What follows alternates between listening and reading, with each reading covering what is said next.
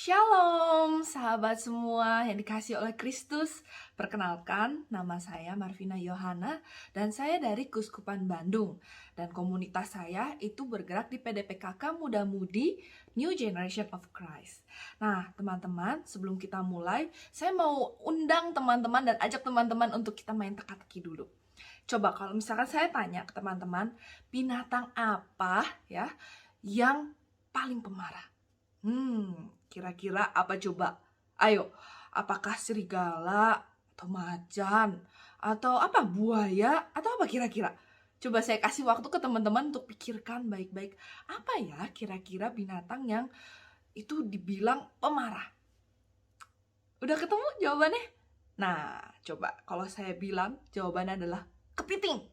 Teman-teman nyangka nggak kalau kepiting itu adalah binatang pemarah?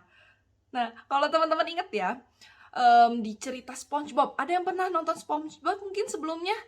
Saya percaya mungkin beberapa di sini pasti pernah lah ya, tahu lah kira-kira SpongeBob itu siapa gitu kan. Nah, kalau di cerita SpongeBob kita melihat ada namanya tuh yang punya restoran itu Mr. Krab, itu kan kepiting ya. Dan dia diceritakan di situ itu suka marah-marah, menyebalkan gitu kan. Nah, ternyata teman-teman, kenapa sih Mr. Krab ini, kepiting ini dibikin sedemikian rupa itu karakternya pemarah? Karena ternyata kita harus tahu asal-usulnya. Kita harus tahu bagaimana cara kita menangkap seekor kepiting. Teman-teman di sini ada yang pernah nggak mungkin mancing kepiting atau apapun itu? Kalau saya jujur, saya nggak pernah sama sekali itu mancing kepiting. Jadi waktu saya mencari bahan ini, saya jadi nyari nih, binatang apa ya yang pemarah? Nah, jadi saya cari kepiting, dan udah gitu saya jadi cari tahu nih, iya ya gimana ya, kenapa dia pemarah, dan saya cari tahu cara untuk menangkap kepiting. Dan ternyata teman-teman, itu gampang banget. Kalau misalkan kalau kita itu mancing ikan ya, kita perlu alat pancingnya, kita perlu makanannya, atau enggak cacing, repot deh. Kalau kepiting itu enggak, cuman butuh 3 aja. 3 bahan, yaitu bambu, tali, dan batu. Jadi teman-teman, si bambu ini itu menjadi pegangan kita. Terus nanti dikasih tali. Dan di bawah tali ini akan diikat batu. Caranya mudah banget teman-teman. Itu kita tinggal masukin ya, kita pancing, kita masukin nih si bambu dan tali dan batu itu. Terus udah gitu kalau ada kepiting, kita tinggal goyang-goyangin gitu. Kita goyang-goyangin si batu itu untuk mengenai si badannya kepiting. Dan ketika kita goyang-goyang, gak usah keras-keras, gak usah wah gimana gitu, gak usah heboh, santai aja, cuma di toel gitu ya. Dan apa yang terjadi, kepiting itu akan cengkram, batunya keras-keras, udah gitu dia nggak akan lepasin. Dan apa yang terjadi, kita tuh mudah banget, tinggal diangkat, udah deh, langsung dapet kepitingnya. Dan apa yang terjadi abis setelah itu, ya udah kita tinggal buka dan masak, udah jadi kepiting yang luar biasa enaknya. Nah, teman-teman, di sini saya nggak mau menceritakan tentang bagaimana cara memancing kepiting yang baik ataupun bagaimana cara menyantap kepiting yang enak gitu kan, atau memilih kepiting gitu, bukan itu. Tapi saya di sini mau menceritakan ataupun men-sharingkan ya, dan mengingatkan kembali bahwa bahayanya ketika kita tidak bisa mengontrol emosi kita, yang terjadi adalah kita bisa jadi seperti kepiting. Kita cuma disenggol-senggol sedikit aja, itu udah ngamuk. Dan apa akhirnya? Yang terjadi adalah penyesalan. Kalau kepiting, mereka ya udahlah ya, dimasak gitu kan, ya udah dead, mati gitu, udah nggak bisa apa-apa lagi. Kalau kita ya mungkin nggak secara langsung kita langsung mati gitu kan, tapi ada konsekuensi yang harus kita terima ketika kita nggak bisa kontrol emosi kita. Nah, hari ini di video kali ini saya akan memberikan tips-tips yang menurut saya itu it works for me, atau itu benar-benar bisa saya lakukan dan saya bisa jadi mengendalikan dan mengkontrol emosi saya. Tapi sebelumnya kita harus tahu dulu nih, kenapa sih dan apa sih marah itu? Nah, coba kalau misalnya saya tanya ke teman-teman, apa sih marah itu? Teman-teman bisa jelasin nggak marah itu apa? Mungkin kayak orang kalau ngomong, ya marah tuh apa gitu kan. Nah, ternyata marah itu kalau kita lihat di kamus bahasa Indonesia, itu artinya adalah sesuatu terjadi tidak sesuai dengan ekspektasi kita atau kehendak kita. itu adalah yang dikatakan oleh Kamus Besar Bahasa Indonesia. Jadi, kenapa sih ekspektasi kehendak ataupun tidak sesuai dengan apa yang kita inginkan bisa membuat kita marah? Nah, bisa jadi karena yang pertama, ketika kita berekspek orang untuk kayak mengasihi kita, terus dia malah jadi nggak ngasihin kita akan mulai kayak, kok orang ini gitu sih sama saya? Kita mulai marah. Karena itu nggak sesuai dengan apa yang kita inginkan gitu kan. Terus bisa jadi juga karena kita merasa terancam, ataupun ketika kita di situasi yang frustrasi, kita bingung harus gimana gitu kan, di kondisi-kondisi yang menekan kita, yang kita merasa terancam gitu, itu kita bisa menjadi marah. Dan teman-teman, marah itu adalah sesuatu hal yang sangat-sangat mendasar, emosi yang sebenarnya ya semua orang pasti pernah mengalaminya, dan itu hal yang normal gitu. Karena kita adalah seorang manusia yang punya perasaan, dan jadi marah itu adalah sesuatu yang normal. Jadi pertanyaannya, boleh nggak sih kita marah? Boleh dong. Kenapa boleh? Karena ya manusia itu sudah dibuat oleh Allah. Itu kita memiliki emosi. Termasuk emosi marah, itu kita memang diberikan oleh Tuhan emosi itu. Dan kalau teman-teman ingat, Yesus sendiri juga pernah marah kok. Di mana? Kapan gitu kan? Kalau teman-teman ingat ya, ada kejadian di mana Yesus waktu itu marah banget sama orang-orang yang berjualan di bait Allah. Di situ Yesus marah. Teman-teman ingat ya kejadian itu. Nah, tapi di sini Yesus itu mencerminkan bahwa, dan dia mengatakan di Efesus ya, kalau kita baca nih Efesus 4 ayat 26, dikatakan bahwa apabila kamu menjadi marah, janganlah kamu berbuat dosa. Janganlah matahari terbenam sebelum padam amarahmu. Nah, ini jelas banget teman-teman. Dikatakan bahwa apabila kamu menjadi marah, di sini dikatakan bahwa ini adalah emosi yang ya wajar, kita akan marah, itu terjadi tuh normal gitu, itu normal. Tapi yang tidak boleh adalah janganlah kamu berbuat dosa, ya kan? Dosanya apa? Ketika kita melakukan amarah kita ini, kita manifestasikan atau kita luapkan dengan tindakan kita. Dan Tuhan di sini mengatakan bahwa kita boleh marah, tapi kita harus cepat-cepat bisa mengkontrolnya. Jadi kita tidak boleh meluapkan itu melalui tindakan, apalagi yang sampai merugikan, melukai orang lain maupun diri kita sendiri. Teman-teman, apakah itu mudah untuk kita dari marah nih, terus tiba-tiba bisa langsung ketawa TV, biasa aja gitu kan, bisa kayak senyum-senyum lagi, kayak nothing happen, kayak nggak ada masalah apa-apa? Bisa nggak sih kita kayak gitu? Susah ya. Saya juga susah banget teman-teman. Kalau lagi marah, bawaannya kayak ada orang mau ngajak ngobrol aja kayak gitu kan, kayak males banget. Misalkan lagi marah nih, lagi kesel gitu kan, terus ada orang yang ngajak ngobrol, nggak mungkin dong kita bisa tiba-tiba kayak, oh iya ada apa gitu kan. Most of the time atau biasanya apa yang terjadi kalau kita lagi marah terus ada orang yang nanya, kita bakalan kayak gini, ya kenapa sih lu teh, ya itulah kesel gua. Nah itu aja marah yang masih kita bisa tahan. Tapi kalau kita nggak bisa tahan, biasanya apa sih, gue lagi kesel nih, pasti kayak gitu. Bener nggak sih teman-teman? Kayak udah jangan ganggu gitu kan. Nah teman-teman, di sini saya mau kasih tips-tips bagaimana supaya kita bisa mengontrol emosi kita. Ada tiga cara utama ya kalau saya bilang, yang saya akan bagikan buat teman-teman. Yang pertama adalah sadari bahwa kita lagi marah. Marah di sini bukan cuma marah, tapi marah ini saya kasih kepanjangan. Ma yaitu masalah, ra itu rasa, dan haknya adalah harus gimana kita. Jadi nih ya, kita kasih contoh. Coba teman-teman bayangkan saat ini, kalau teman-teman itu punya pacar. Coba di sini, ada yang udah punya pacar, ada pernah pacaran nggak? Gitu kan. Coba bayangin. Kalau yang belum punya pacar nggak apa-apa. Coba bayangin aja ya teman-teman ya. Teman-teman punya pacar. Udah gitu pacarnya tuh bener-bener cantik gitu kan, atau ganteng. Pokoknya luar biasa deh. Teman-teman tuh sayang banget. Tiba-tiba entah gimana, karena teman-teman suka ajak pacar teman-teman bersama sahabat teman-teman gitu kan. Nyantol tuh teman kita sama sama pacar kita ya. Terus jadi mereka selingkuh. Udah gitu lebih parahnya lagi teman-teman mergokin lagi mereka selingkuh. Nah, kira-kira apa yang dirasakan? Jadi mak di sini yang pertama, masalah itu adalah masalahnya yang pertama kali. Kita melihat bahwa pacar kita selingkuh sama sahabat kita. Itu permasalahannya kan. Ketika kita tahu permasalahan itu, apalagi kita mergokin, apa yang terjadi? Kedua, rasa akan muncul, ya kan?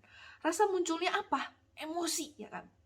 Mungkin waktu kita tahu, apalagi waktu kita mergokin, yang terjadi adalah, wah ini kayaknya tuh dada tuh kayak brrrr gitu ya, duk gitu, kesel kan, muncak, rasanya panas, pengennya marah gitu kan, wah kesel, nafas mulai kesel nih kan, terus mulai apa lagi? Panas biasanya, ya. Fisik kita tuh mulai berubah, mulai jadi kesal. Dan apa? Yang terakhir adalah harus gimana? Harus gimana artinya adalah tindakan kita. Ketika kita sudah marah, kita tahu nih pacar kita diselingkuhin. Perasaan kita marah. Yang ketiga adalah apa yang harus kita lakukan? Betul? Apakah kita akan labrak? Ya. Kalau kita lagi mergokin, apakah kita langsung temuin, labrak, atau mungkin tarik tuh baju si cowoknya, apaan lu gitu kan? Atau mungkin kita seret cewek kita dengan kasar gitu kan? Atau gimana? Ataukah kita cuma nonton aja, diem? Ya, semua adalah tindakan kita. Nah, di sini kita harus sadari bahwa ketika kita tahu permasalahannya, ketika kita tahu rasanya marah itu seperti apa, yang terakhir adalah tindakan kita. Kalau emosi, itu kita nggak bisa atur, teman-teman. Emosi itu normal, yang saya tadi bilang. Emosi akan terjadi normal, keluar dengan normalnya. Kita nggak bisa bilang, saya nggak mau marah. Nggak bisa, karena itu keluar dengan sendirinya gitu kan. Kita juga nggak bisa ngomong, saya nggak mau senang. Nggak mungkin juga ya teman-temannya nggak mau senang. Siapa sih yang nggak mau senang? Tapi itu adalah emosi yang kita nggak bisa atur. Kita nggak bisa atur emosi sedih, marah, senang, kecewa. Itu kita nggak bisa atur. Tapi satu-satunya yang kita bisa kontrol adalah tindakan kita. Ketika kita tahu permasalahannya, ketika kita tahu rasa marahnya, kita menyadarinya, ya kan? Kita punya pilihan apa yang harus kita lakukan untuk menanggapi permasalahan dan emosi kita. Dan pilihan ini satu-satunya yang kita bisa kontrol. Apakah kita mau labrak dia, kita mau berkata kasar, ataukah mungkin kita diam, kita dengan bijaksana, kita mungkin hanya pegang tangan cewek kita, terus kita bawa ajak ngobrol, kita tanya dengan baik-baik, kenapa kamu selingkuh? Kita cari solusinya. Itu adalah pilihan. Benar teman-teman, itu adalah pilihan. Dan di tips yang pertama ini, ingat bahwa pilihan kita harus pilihan yang positif. Kenapa harus positif? Ya kalau nggak positif, kita labrak, itu pasti ada konsekuensinya, ya kan? Kita pukul juga ada konsekuensinya, gitu kan? Semua pasti ada konsekuensinya. Jadi teman-teman, kenapa nggak kita pilih yang positif aja gitu kan? Karena ketika kita pilih yang positif, yang pasti adalah kita nggak mungkin itu mengalami satu penyesalan. Nah teman-teman, tips yang kedua dari saya adalah ubah cara pikir kita. Ubah mindset kita. Kalau tadi kita bilang ada masalah, ada ra-nya adalah rasa, dan ha-nya adalah harus gimana. Mengubah mindset atau pikiran kita itu ada di fase yang pertama, yaitu ketika kita menghadapi satu masalah, kita itu sebenarnya bisa langsung mengubah pikiran kita. Coba teman-teman, kalau teman-teman ingat ya, kisah Yesus dengan wanita berzina. Teman-teman ingat gak sih? Di situ Yesus dipanggil oleh para ahli Taurat dan orang Farisi gitu kan. Terus ada satu perempuan di tengah-tengah situ, kayak di lapangan itu kan. Perempuan itu jatuh tuh di bawah kan. Tergeletak di lantai. Terus semua nanya ke Yesus gitu kan. itu harus dirajam oleh batu karena dia sudah berzina, dia memalukan negara itu. Tapi teman-teman ingat apa yang Yesus katakan? Kita lihat di sini. Apa yang Yesus katakan? Yesus katakan, barang siapa di antara kamu tidak berdosa, hendaklah ia yang pertama melemparkan batu kepada perempuan itu. Di sini kita diingatkan teman-teman, bahwa setiap orang pasti pernah mengalami namanya dosa. Termasuk kita, termasuk saya sendiri. Saya pun banyak melakukan dosa. Gak ada tuh namanya orang dosa besar, dosa kecil. Dosa ya dosa gitu kan. Semua pasti pernah melakukan dosa. Jadi ketika kita ya dihadapkan oleh masalah, ya kan, dihadapkan oleh masalah orang berdosa kepada kita, sebenarnya kita tuh gak berhak untuk pointing fingers ataupun memberikan jari telunjuk kita, menunjuk mereka, kamu berdosa. Itu kita gak punya hak. Karena apa? Ketika kita menunjuk satu jari ke depan, lihat, ada berapa jari yang menunjuk ke kita, ya kan? Ada, ya di sini kalau kita nunjuknya seperti ini, ya 2 jari ke depan, tapi 3 jari ini ke kita, gitu kan? 3 jari ke kita artinya adalah kita pun berdosa, gitu. Kita nggak bisa tunjuk orang, karena kita duluan juga orang yang berdosa. Ketika kita ingat ini teman-teman, kita selalu ingat, iya saya juga orang berdosa. Di situ saya jamin, teman-teman mau marah pun juga teman-teman jadi mikir lagi gitu kan. Iya sih, saya juga berdosa gitu. Saya nggak bisa menghakimi gitu kan. Mungkin dia punya permasalahan, mungkin ada alasan di belakang itu. Ya mungkin kasarnya nih ya, orang selingkuh, orang pasti mikir, ya pastilah dia yang jahat gitu kan. Dia yang jahat dan dia yang salah gitu. Dia selingkuh, saya emang nggak selingkuh gitu. Tapi kalau kita coba tanya baik-baik, kenapa dia selingkuh? Pasti ada permasalahannya. Ada titik di mana mungkin kita juga salah gitu kan. Mungkin kita tidak benar-benar memberikan perhatian kita kepada pasangan kita gitu kan. Ataupun mungkin dulu sebelumnya kita pernah melakukan sesuatu hal yang menyakiti pasangan kita. Atau misalkan kita nggak pernah kok ngelakuin hal-hal yang jahat itu gitu kan. Kayaknya kita baik-baik aja gitu. Tapi mungkin teman-teman secara nggak sadar aja gitu, teman-teman itu pernah melukai dia gitu, secara tidak langsung. Jadi pasti ada ada timbal balik, maksudnya ada apa yang kita tuai itu pasti kita akan menaburnya. Apa yang kita tabur dan itu kita akan tuai gitu kan. Dan teman-teman, di sini kalau misalkan nih saya bilang, iya kita harus ubah bahwa kita juga orang yang berdosa. Nah, tapi terkadang itu nggak gampang kan ya teman-teman. Terkadang ya tetap aja amarah mah datang aja gitu kan. Tetap aja kita ngerasain amarah.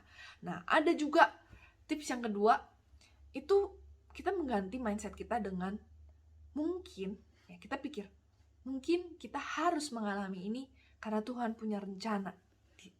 Rencana bahwa Tuhan ingin membuat kita itu lebih kuat lagi. Kita diuji oleh Tuhan, iman kita, supaya kita menjadi orang yang lebih baik lagi ke depannya. Mungkin kita diselingkuhin karena Tuhan tahu dia bukan perempuan yang terbaik buat kita. Kita diselingkuhin oleh pria ini mungkin, ya Tuhan sudah menyiapkan ada pria di luar sana yang lebih baik buat saya. Nah, teman-teman, ketika kita mikir kayak gitu, itu juga sama. Kita tuh kayak jadi sebelum kita emosi nih ya, kita ingat-ingat masalahnya apa, kita coba pikirkan baik-baik masalahnya apa, kita coba lihat dari segi positifnya. Teman-teman, kalau kita bisa melakukan itu, kita bisa mengubah segala mindset yang negatif, kayak si ini, kayak si ini, gitu kan. Kita nunjuk sana sini, kita nyalahin sana sini. Tapi kalau kita bisa untuk memikirkan sesuatu hal itu dari sisi positifnya, kita bisa lihat, kita coba tanyakan kepada Tuhan, rencana apa sih Tuhan yang ingin kau sampaikan kepadaku? Di situ teman-teman, saya jamin, sebelum teman-teman sudah marah gitu kan, teman-teman pasti akan mulai lebih reda dulu. Itu nggak akan semarah itu ketika teman-teman bisa berpikir. Makanya di tips saya yang ketiga, saya akan katakan teman-teman untuk ketika teman-teman marah, tenang. Tenang gimana maksudnya? Ya tenang, diam. Teman-teman, kita kita lihat di ayat di Amsal 10 ya, ayat yang ke-19 dikatakan, makin banyak bicara, makin banyak kemungkinan berdosa. Orang yang dapat mengendalikan lidahnya adalah bijaksana.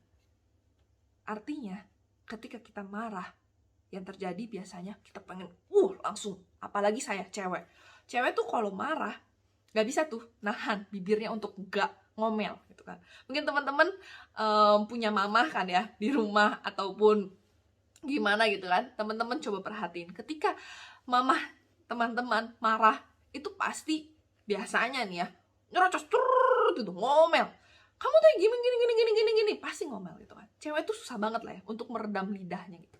Apa yang terjadi kalau kita benar-benar marah banget? Biasanya adalah keluar kata-kata yang tidak enak, benar ya teman-teman, yang melukai.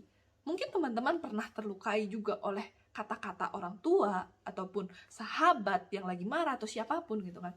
Sampai akhirnya menusuk dan membekas di hati kita gitu kan.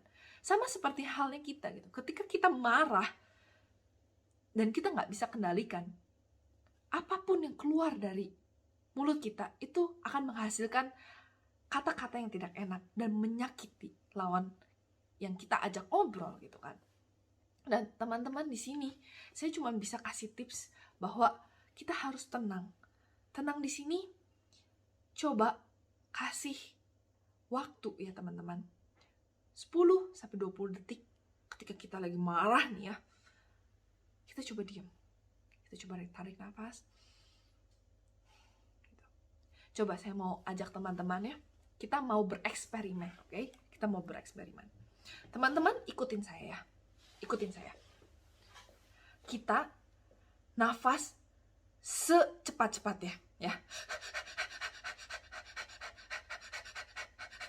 Ikutin ya. Sekarang 1, pegang dada kita. Rasain jantung kita yang dari berdetak kencang. 3.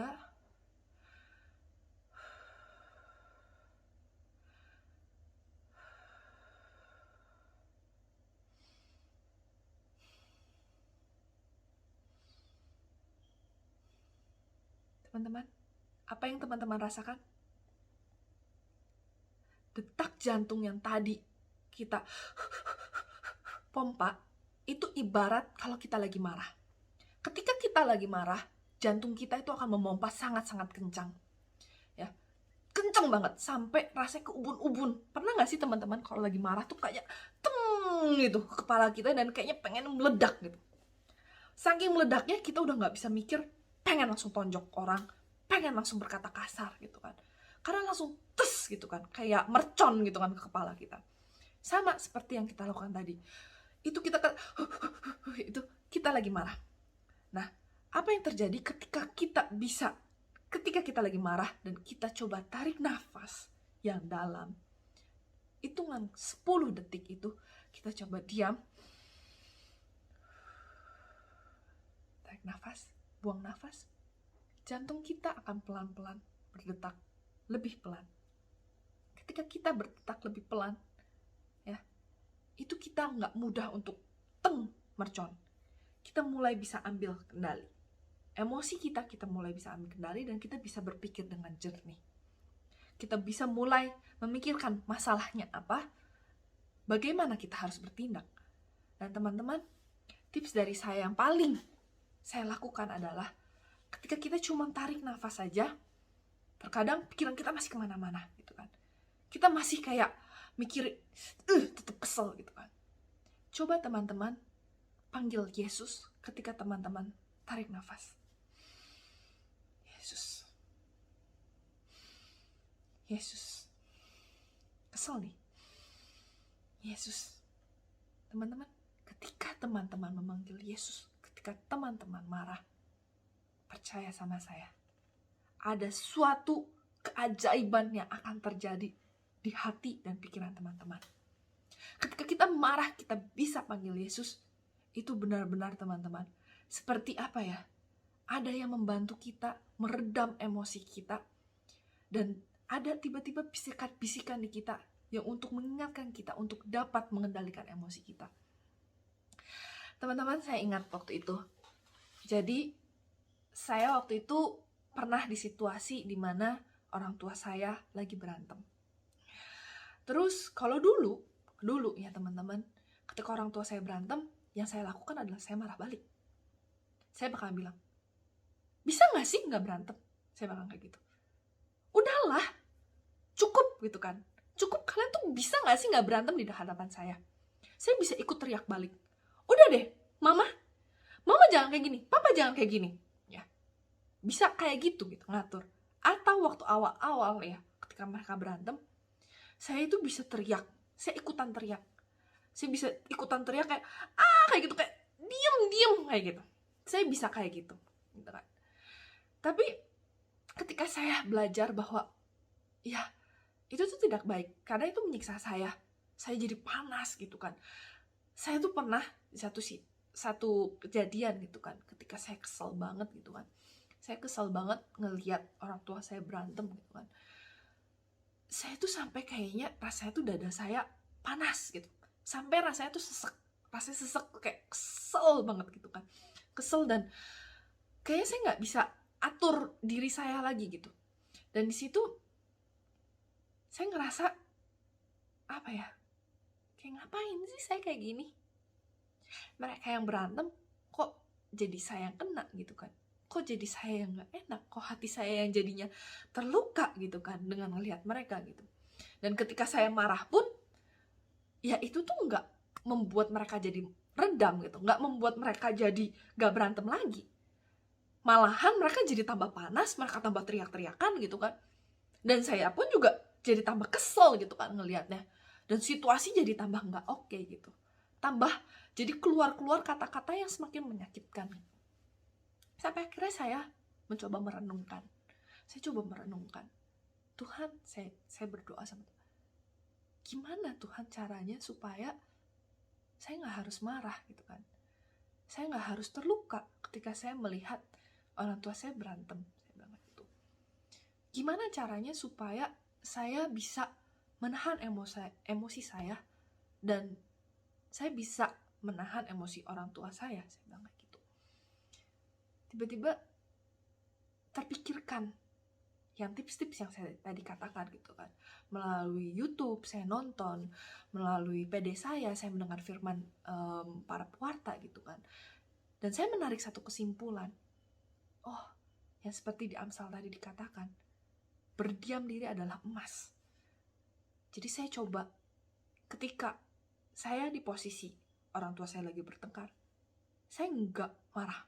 Walaupun jujur, dada saya tuh kesal, pengen keluar juga gitu kan, pengen keluar juga. Tapi saya di situ cuma diam. Saya tarik nafas, saya buang nafas.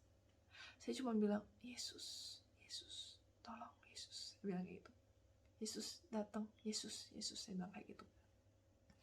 Dan ketika saya ngomong kayak gitu, teman-teman, yang terjadi adalah saya bisa tiba-tiba tenang. Saya bisa tenang, saya bisa berpikir apa yang harus saya katakan gitu kan. Mereka bertengkar nih. Terus saya cuma ngomong kayak gini, Mah, Pa, dengan nada seperti, Mah, Pa, kenapa sih harus teriak-teriak? Saya bilang gitu. Coba deh, kita ngomong baik-baik. Ketika saya ngomong gitu, apakah mereka langsung diam? Oh, jelas tidak. Ngomong, saya kayak nggak didengar, teman-teman. Saya kayak nggak didengar. Tapi saya ngomong lagi, coba, saya bilang, panggil Yesus, saya bilang kayak gitu. Coba, ini tuh bukan kalian, saya bilang kayak gitu. Ini tuh udah kuasa gelap, saya bilang gitu. Ini udah kuasa gelap yang merasuki kalian untuk jadi marah-marah. Nggak ngefek nih teman-teman, tutup. Sampai akhirnya saya samperin mama saya. Saya pandang matanya, saya pegang dadanya, saya bilang, Mah, sadar, saya bilang gitu. Sadar, pandang mata Ina, saya bilang. Lihat saya, ini bukan mama, saya bilang kayak gitu. Ingat, panggil Yesus, saya bilang. Awalnya teman-teman, itu mama saya tuh kayak, wah, ngomong terus, gak mau mandang saya. Saya ingetin terus gitu kan, sampai akhirnya dia bisa reda. Terus akhirnya dia bisa diem akhirnya. papa saya juga bisa diam. Dan setelah dari situ mereka tiba-tiba bisa reda. Emang masalahnya nggak beres teman-teman, tapi kita bisa akhirnya membicarakan solusinya. Kenapa sih kalian berantem gitu kan? Kita bisa bicarakan dengan baik-baik dan keluar solusinya gitu kan, tanpa ada yang tersakiti gitu. Dan di situ teman-teman saya sadar bahwa iya ya, ketika kita itu bisa meredam emosi kita, itu tuh lebih indah loh teman-teman. Dan saya pun merasa setiap kali saya bisa melakukan itu, saya tuh kayak ngerasa, wow, luar biasa ya. Tuhan itu benar-benar kayak ngasih ketenangan buat saya. Dan saya merasa saya jadi semakin dewasa gitu. Saya merasa semakin menjadi orang yang lebih baik ketika saya bisa mengontrol emosi saya. Mungkin kasus ini itu terkesan seperti, ya itu kan papa mama kamu yang berantem. Coba kalau kamu, gitu kan. Coba kalau kamu yang berantem sama pasangan kamu, gitu kan. Saya, kalau pernah saya berantem sama teman saya gitu kan, kesel banget. Saya dituduh, saya difitnah gitu. Kesel banget. Waktu itu awal-awal saya gitu, saya labrak dia. Saya labrak kayak, saya bilang, ayo kalau berani kesini sekarang. Saya gitu. Dulu saya kayak gitu teman-teman. Tapi sejak saya belajar gitu kan, saya mikir buat apa kayak gitu. Buat apa saya ajak dia berantem? Gak ada gunanya gitu. Satu, kalau sampai ada apa-apa, ya kan, saya yang rugi, saya yang terluka gitu kan. Nanti orang tua saya ikut terlibat. Gak cuma saya yang sedih, orang tua saya sedih. Banyak konsekuensi yang harus saya terima. Akhirnya yang saya lakukan adalah, ya udah, diam. Saya panggil Yesus. Dan ketika itu terjadi, teman saya marah-marah nyerongot gitu kan. Kalau saya dulu saya bakalan ikut marah gitu kan. Sekarang saya cuma diam. Saya cuma ngomong, ya udah, jadi harus gimana? Saya bilang kayak gitu. Apa yang terjadi? Orang yang lagi marah itu, mereka juga jadi malu, teman-teman. Karena jadinya kesana kayak anak-anak gak sih? Kayak marah-marah gitu dan orang-orang pada ngeliatin. Yang dilihat adalah, mungkin saya yang salah gitu kan. Mungkin saya yang salah. Tapi karena saya bisa diam, karena saya bisa mengontrol emosi saya, dan dia gak bisa ngontrol emosi dia, orang-orang sekeliling akan melihat bahwa saya yang benar. Dia yang salah. Karena dia tidak bisa mengontrol emosi dia.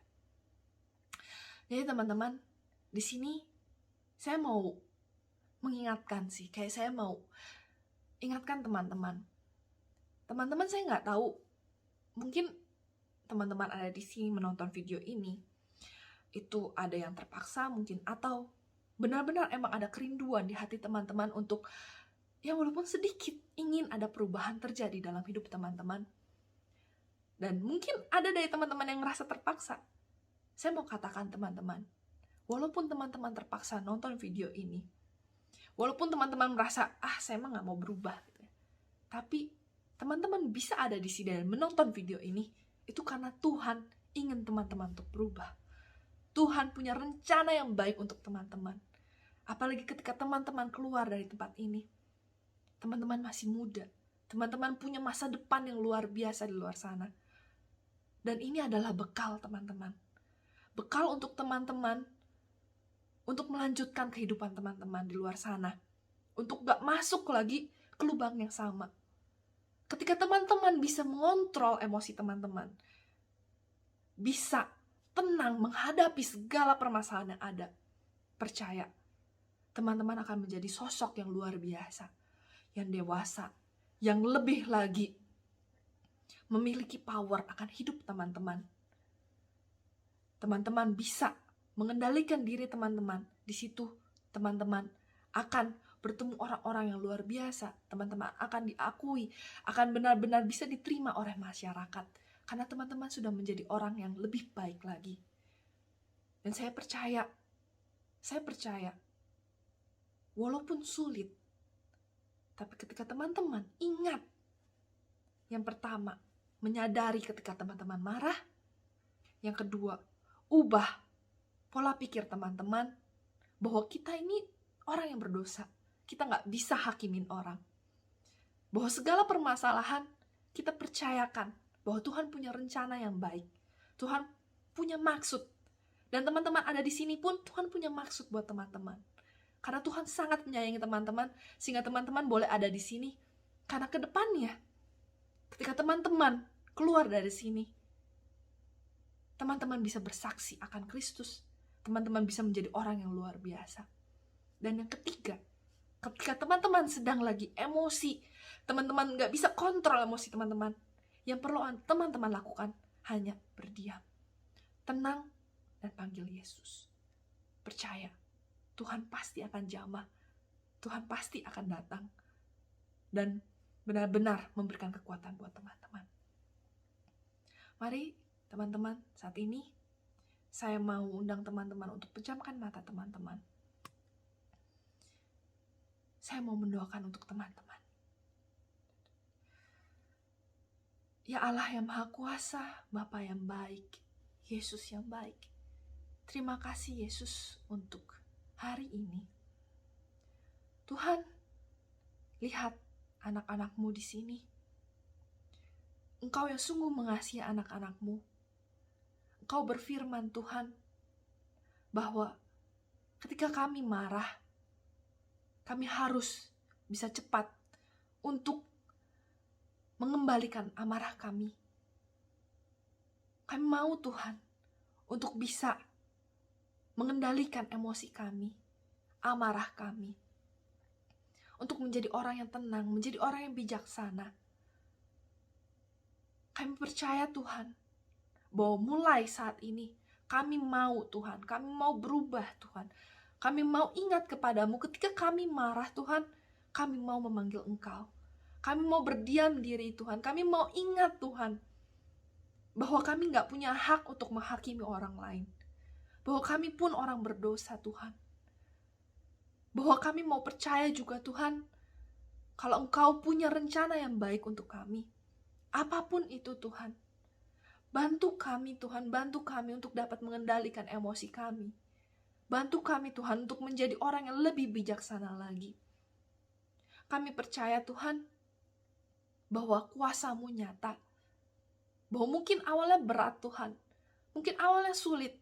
Mungkin awalnya kami masih hilaf Tuhan. Kami masih sering emosi Tuhan. Setelah ini pun mungkin kami masih sulit untuk mengendalikan emosi kami. Tapi Tuhan, kami mau percaya sedikit demi sedikit ketika kami mau berusaha untuk terus tenang, untuk terus mengandalkan Engkau, untuk terus bawa Engkau, memanggil nama-Mu di setiap emosi yang kami alami. Kami percaya Tuhan, sedikit demi sedikit, tapi pasti Engkau akan ubahkan kami menjadi orang yang lebih baik lagi. Lihat anak-anak-Mu Tuhan, anak-anak-Mu yang sungguh membutuhkan Engkau, sungguh ingin berubah Tuhan, dan sungguh memiliki masa depan yang cerah ke depannya Tuhan. Kasihilah mereka Tuhan, dan terus bimbing mereka, terus bawa mereka ke dalam jalan yang benar. Dan kalau sebentar hamba-Mu telah selesai berbicara Tuhan, biarlah segala firman-Mu, biarlah segala sharing yang telah hamba-Mu sharingkan kepada anak-anak-Mu, sungguh Tuhan tertanam di setiap hati anak-anak-Mu, dan mereka boleh berbuah dan menjadi berkat buat orang banyak Tuhan. Kemudian kepada Bapa dan Putra dan Roh Kudus, seperti pada permulaan, sekarang, selalu, dan sepanjang segala abad. Amin. Dalam nama Bapa dan Putra dan Roh Kudus. Amin. Teman-teman, Tuhan Yesus memberkati. Dadah.